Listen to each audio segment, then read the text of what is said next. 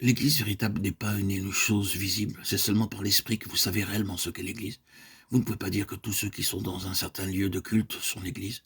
Vous ne pouvez pas dire que les personnes qui professent certaines doctrines et vérités chrétiennes sont l'Église. Elles peuvent l'être, mais elles peuvent aussi ne pas l'être. Mais si vous rencontrez dans l'Esprit, c'est quelque chose d'intangible, vous avez l'Église. L'Église est ainsi, c'est son caractère céleste. Elle aspire vers le haut et elle doit du ciel descendre ici-bas en plénitude. C'est ainsi qu'elle se bâtit aujourd'hui. C'est la volonté de Dieu qu'il en soit ainsi.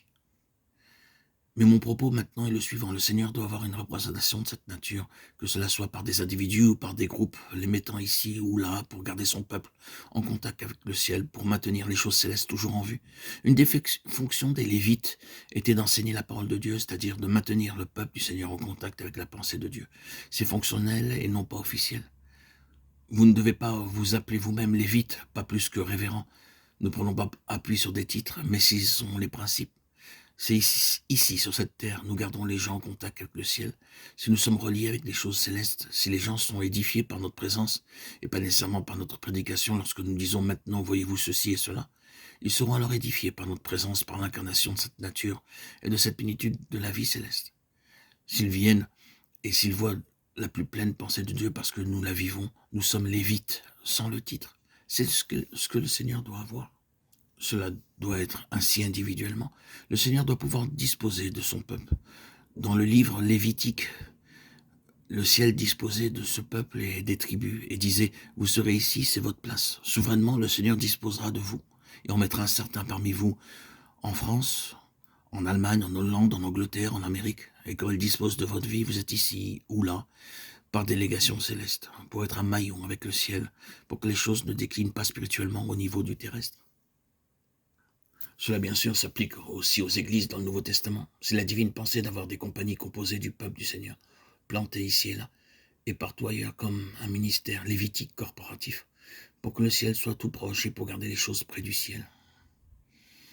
Or, que chaque église puisse être comme cela, gardant les choses près du ciel. Cela, c'est le commencement et beaucoup plus pourrait être dit. Nous pourrions alors considérer toutes les lettres du Nouveau Testament et voir la mise en pratique.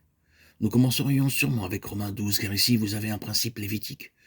Je vous exhorte donc, frères, par les compassions de Dieu, à présenter vos corps en sacrifice vivant, saint, agréable à Dieu, ce qui est votre service spirituel. Ne vous conformez pas à ce siècle, Romains 12, 1, 2. C'est le principe lévitique, un sacrifice vivant, sans se conformer à ce monde.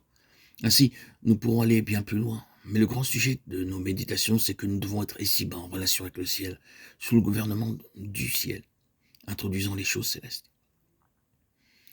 Nous exerçons le ministère en relation avec le ciel. Dans la mesure de notre appel, nous devons avoir cette vision céleste et ne pas être désobéissants. Et cela doit être aussi vrai pour nous que cela le fut pour Paul. Que ne devons-nous pas à ce cher frère à cause de son sacrifice et des souffrances qu'il a endurées pour les choses célestes? Combien il était demeuré fidèle au ciel jusqu'au bout, jeté en prison, dans les chaînes, et ne parlant de rien d'autre que des réalités célestes. Pouvez-vous dire que votre situation est trop difficile pour introduire le ciel?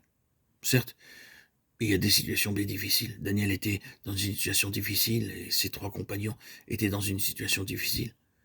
Mais ils ont introduit le ciel dans leur situation. Il y a une expression grandiose dans le livre de Daniel, c'est « les cieux gouvernent », Daniel 4, 26. Et il le prouvait. Le quartier général est dans le ciel, et il n'est ni à Babylone, ni à Rome, ni à Jérusalem, ou nulle part ailleurs, mais dans le ciel. Frères et sœurs en Christ, mes chers amis, que le Seigneur nous aide à vivre dans le ciel et du ciel. Mais rappelons-nous une fois de plus ce qui est la quintessence de tous ces messages. Dieu a une finalité qui le satisfera complètement et qui est la plénitude de Christ. Ça signifie que cette plénitude doit être trouvée dans un peuple tiré hors des nations. Par ce peuple, dans sa plénitude, il a pour dessein de gouverner la création dans les âges à venir. Cela ne sera pas atteint bon gré mal gré, mais seulement maintenant par le conflit et un coup infini. Tous ceux qui sont sortis ne sont pas entrés dans finalement. Nombreux sont ceux qui n'iront pas jusqu'au bout de cette voie en remplissant toutes les conditions, en affermissant leur appel et leur élection.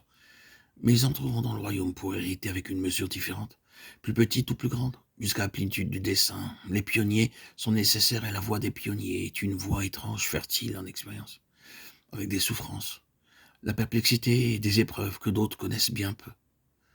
Mais Dieu doit voir ses pionniers qu'ils soient formés d'individus ou constitués en autant d'assemblées, ce sont ceux qui suivent intégralement le Seigneur.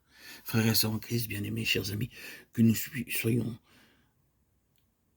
tout le long de notre cheminement terrestre des pionniers de la voie céleste, regardant vers le ciel. Les cieux gouvernent.